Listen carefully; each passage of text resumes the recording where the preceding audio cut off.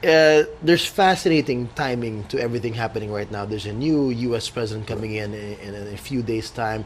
A new Philippine president has been in power for the last 6 months only, and then now a new UN SecGen by the name of Antonio Guterres from Portugal. I took a peek at his resume. Mind-boggling. Right. Things that he's been able to achieve on his own. One thing that I think that jumps out really on the list is that he's been the UN High Commissioner for Refugees for the last 10 years. 10 years, yeah. And what would you say with regards to this in terms of the timing and what the world needs in terms of all these problems with refugees? And here comes a man who's had that kind of experience. Well, I mean, first of all, of course, now we're much more optimistic, as we discussed last year, that with Donald Trump coming in, President Duterte's relationship with the U.S. could take a much more positive direction. And you can see that President Duterte doesn't refrain from saying good things about Trump. So now the question is, will the same kind of probable shift happen in UN that you have Ban Ki-moon out? Although Ban Ki-moon could become the next president of South Korea, that's another issue entirely. Now, when you talk about Antonio Guterres, he's an interesting leader. I mean, first of all, I think he was the second longest serving leader in charge of the refugee operations within UN, which just says a lot about how successful he has been. He has raised billions of dollars for dealing with refugee crisis like in Syria. So in 2013, he had this massive,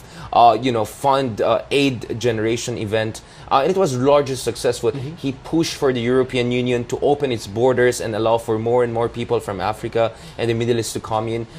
So he has done good enough for him to rise through the ranks. And when he was considered for the United Nations General Assembly, some people were underestimating him, because first thing is that he comes from Europe and you already have overrepresentation of Europeans, and second is that he's a white old man, so he doesn't have that kind of gender edge, right? And yet when it came to voting, eventually he was able to get, I think, 13 out of 15 votes in terms of votes of encouragement.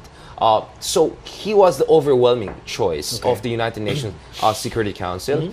Now, if you look at him, he's an impressive guy. He was a child prodigy. He was a physics and engineering professor, and then he joins the parliament at a very young age. He was actually known as a very kind of ferocious talker, as someone who could shut off even more senior politicians. And so this guy is a talker. So if Duterte is a talker, this one is a talker. That makes him different from Ban Ki-moon, because Ban Ki-moon was a very quiet kind of an Asian values guy. And may have had some language barriers that, And language barrier probably. That might be an issue. As far as this, Mr. Antonio Guterres is concerned, he can speak 4 to 5 languages very fluently, including English. So I expect him to be much more vocal and expressive about things. But if you look at also his record, he was a Prime Minister of Portugal. He was quite a successful Prime Minister during his first term.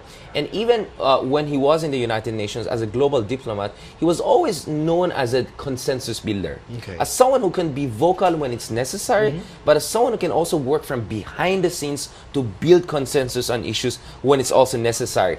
Now, that could also mean that when it comes to the Philippines, on the issue of human rights, on the issue of war on drugs, concerns with extrajudicial measures used in dealing with the war on drugs, you may see some effort by the incoming leader, by the new leader of the United Nations, to first deal with the issue from behind the scenes and build a new consensus with the Philippine government. So he might not be as outspoken as Ban Ki-moon in terms of calling us out. I think definitely he'll first try to find a common ground with the Duterte administration before upping the ante. As far as Ban Ki-moon is concerned, remember, it was more of a legacy for him. This was his last year.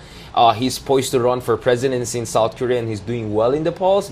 Probably a part of that, of his more vocal criticism of President Duterte's war on drugs was building legacy and building momentum, getting into domestic South Korean politics. Now here, you have an opportunity for reset, and here you have someone with a very established record, 3 decades record of being a professional politician in terms of building consensus and working from behind the scenes. But that also means that if President Duterte and the United Nations cannot find a common ground, for instance, we have the United Nations Special Rapporteur consistently asking for permission to come in, and yet we have hit a deadlock on that issue. Now, if there's no movement on that front, you can also expect Guterres to be the kind of convincing guy who can mobilize more international pressure against the Philippines.